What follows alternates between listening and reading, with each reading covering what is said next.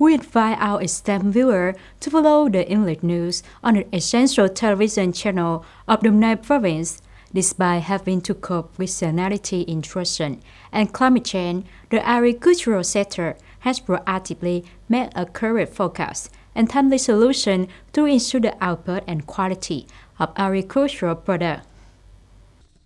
As a result, in the first 5 months of this year, the total export value of agriculture, forestry, and fishery reached over 24 billion USD, up 21% compared to the same period last year.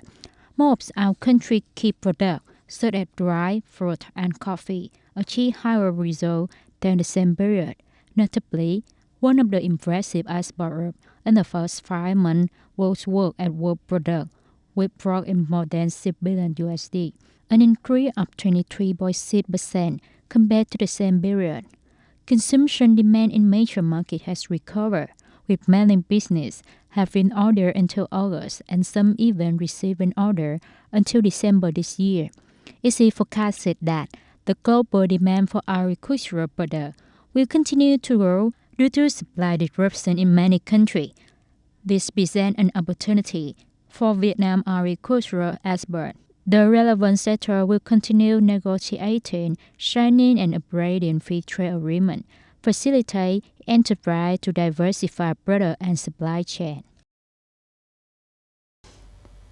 According to the Ministry of Planning and Investment, by the end of May, Ministry, Agency and Locality had detailed allocation of 624.6 trillion Vietnam dong, reaching 95.6% of the plan assigned by the Prime Minister.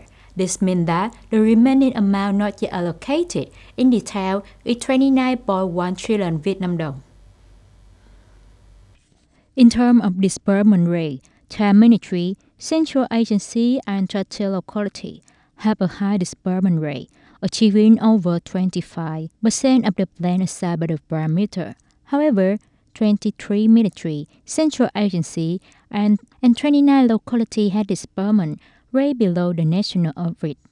For public investment capital, in the first 5 months of this year, among them, 4 Ministry and Central Agency have not yet disbursed any of state budget investment capital planned for 2024 assigned by the Prime Minister, effectively having a disbursement rate of 0 Vietnam dong. To promote disbursement, the Ministry of Planning and Investment has submitted to the government directive for ministry, sector and locality to continue proactively and vigorously implementing the tasks and solutions set out in the resolution of the National Assembly, the government and the Prime Minister Directive, especially the Prime Minister Directive on promoting the disbursement of public investment capital. On June 2nd, the Department of Natural Resources and Environment of Đồng Nai Province coordinated to organize the launching ceremony of Đồng Nai Green Week and the celebration of World Environment Day on June 5th. At the launching ceremony, the leadership of the Đồng Nai Department of Natural Resources and Environment called on the people across the province, local government, and Vietnam Fatherland Front, political and social organizations, and other departments and sectors to strengthen leadership and direction, emphasizing the responsibility of the head of local authority, agency, and unit in implementing environmental protection and climate change response in the province. This effort contributes to improving the effectiveness of climate change response, helping the locality achieve sustainable development goals. In the future, during the ceremony, the organizer also presented flower and appreciation letter to organizations and businesses that have made significant contribution to environmental protection activity in the province over the past time. On June 2nd, Canadian Defense Minister Bill Blair confirmed that Canada will participate in the U.S. Initiative on Defense and Industrial Cooperation in the Indo-Pacific region. Speaking at the Shangri-La Dialogue of Singapore, he announced that Canadians will deploy Royal Canadian Navy ships to the region. Speaking on the final day of dialogue, Blair stated that the initiative, announced by the U.S. Defense Secretary Lloyd Austin, will strengthen collective security and ensure that Canada, the U.S., and their partner can support innovation and reduce barriers in information exchange and cooperation. Mr. Blair emphasized that Canada is committed to maintaining a credible naval presence in the region to support a free, open, and inclusive Indo-Pacific.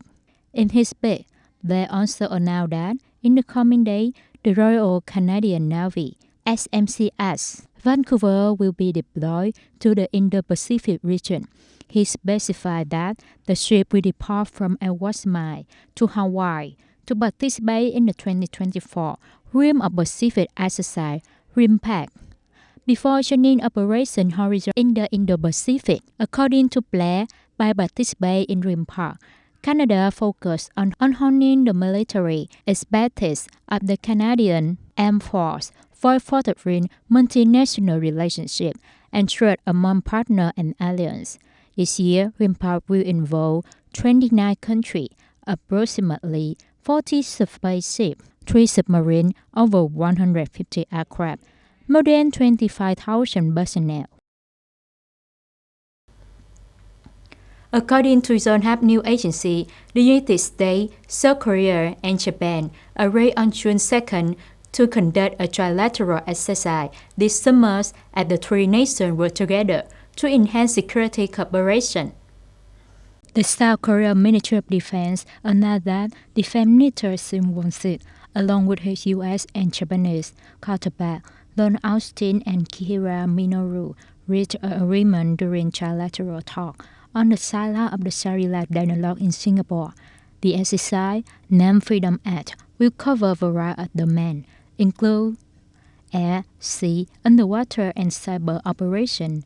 The exercise name is derived from major bilateral exercise that U.S. conduct with Asian neighborhood, Freedom Sail with South Korea, and Kingsword with Japan.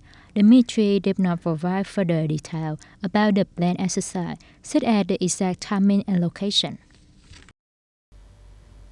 Dear viewer, you have been watching the English news on Đồng Nai Province Essential Television channel. Thank you and see you next time.